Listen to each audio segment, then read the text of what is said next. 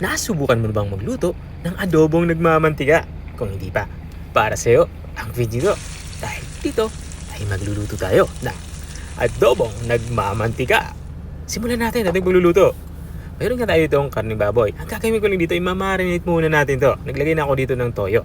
Susundan ko naman itong ating oyster sauce. Mga 2 kutsarang oyster sauce yung aking inilalagay dito. At maglalagay din tayo dito ng pamintang durog.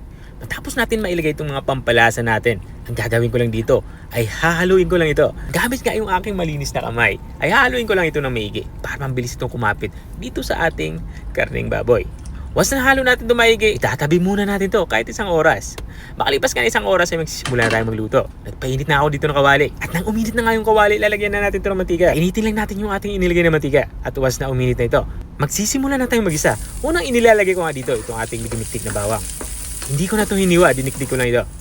At isusunod ko naman itong ating sibuyas. Sa sibuyas naman, hiniwa ko ito naman hinipis sa kababa. Ang gagawin natin dito ay palabasin natin yung aroma nito.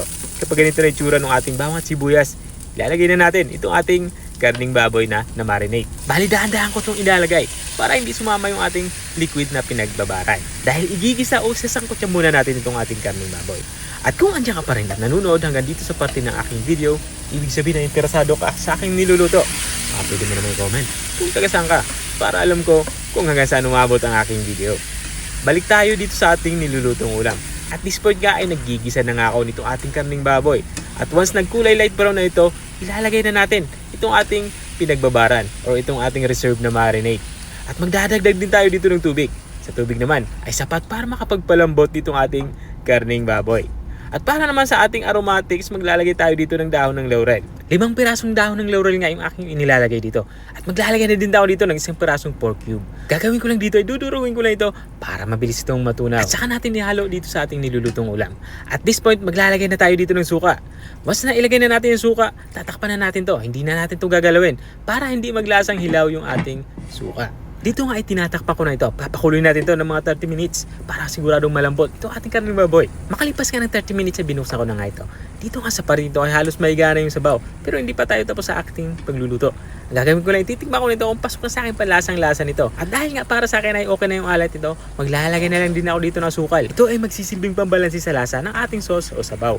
Matapos ko mailagay yung asukal ay hinalo ko lang ito para mabilis itong matunaw. At panghuli natin ilalagay dito itong ating sili. Siling pula yung aking nilalagay dito para medyo may anghang naman. Pero ito naman ay optional. Kung ayaw nyo naman anghang ay skip nyo na ito. At this point nga itatakpan ulit natin ito. Dahil gusto natin mangyari dito ang magmantika yung ating sabaw. Pakalipas ka ng 1 minuto, ito na nga. Lutong-luto na nga itong ating ulam pananghalian. Nakuha ko na yung gusto kong mangyari, ang magmantika yung sabaw nito. Kaya pwede na natin ito i-serve. Ito na nga yung ating adobong nagmamantika. Kung nakarating ka hanggang dito sa dulo ng aking video, maraming salamat sa panunood. At kung nagustuhan mo naman yung bago nating recipe binahagi, baka pwede mo naman ito i-share. O siya.